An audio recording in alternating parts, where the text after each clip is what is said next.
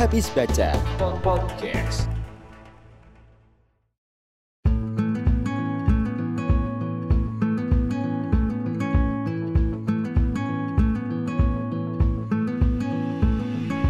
Hai teman baca, bertemu lagi di Habis Baca Podcast.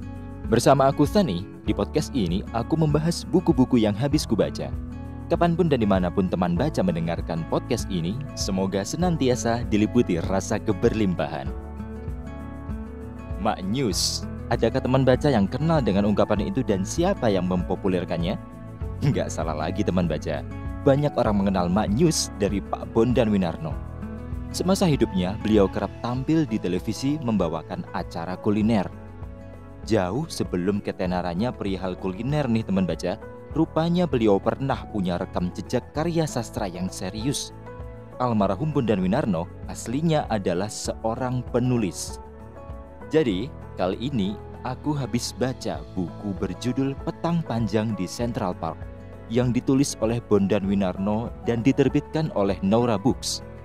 Buku yang kubaca ini cetakan pertama bulan Desember tahun 2016. Habis Baca Podcast. Buku Petang Panjang di Central Park ini teman baca berisi kumpulan cerita pendek. Bagi Pak Bondan, menulis cerita pendek menjadi penawar jenuh yang menyegarkan jiwanya di antara kegiatannya sebagai jurnalis. Buku ini awalnya diterbitkan oleh Pak Bondan sebagai persembahan kepada rekan-rekannya pada ulang tahun Pak Bondan yang ke-55. Buku ini diterbitkan pertama kali dengan judul Pada Sebuah Beranda.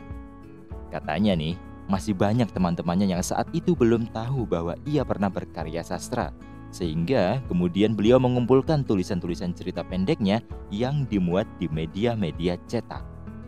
Jadi begitulah teman baca yang beliau ceritakan dalam catatan di bagian depan isi buku ini. Habis Baca Podcast. Dalam buku ini teman baca, kita bisa melihat bagaimana penulis bermain-main dengan plot twist. Cerita yang hangat bisa berakhir dengan remuknya perasaan sang tokoh utama dalam cerita. Sepanjang membaca buku ini, aku merasa menulis cerpen kok sepertinya tidak susah ya. Bahasa dan percakapan yang dibangun penulis terasa dekat dan wajar dalam komunikasi keseharian.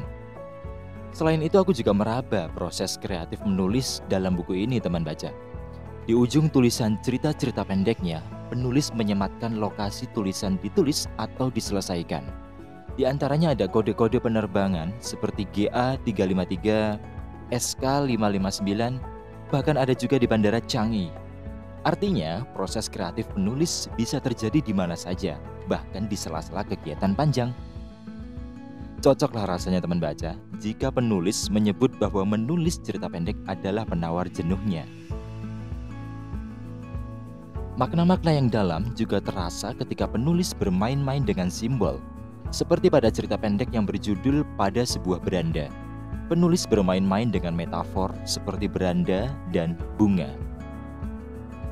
Di antara kisah-kisah yang menghangatkan dada nih teman baca, terdapat pula kisah-kisah yang membuat perasaan miris. Pengkhianatan misalnya, baik itu pengkhianatan dalam hal cinta maupun nyawa. Secara pribadi, aku jadi ingin bilang bahwa pengkhianatan itu genderless alias tidak memandang jenis kelamin. Habis Baca Podcast.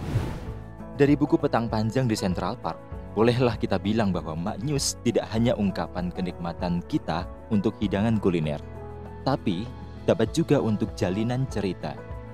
Dari almarhum Pak Bondan Winarno teman baca, kita dapat mengambil pelajaran bahwa seseorang sangat mungkin cemerlang pada banyak bidang. Seperti halnya Pak Bondan bermain dengan baik di kuliner, sastra, dan jurnalistik. Bagi teman baca sendiri nih, apa yang teman baca ingat dari almarhum Pak Bondan Winarno? Yuk kita obrolin di komentar. Terima kasih sudah menyimak episode ini teman baca. Sampai bertemu lagi, habis baca.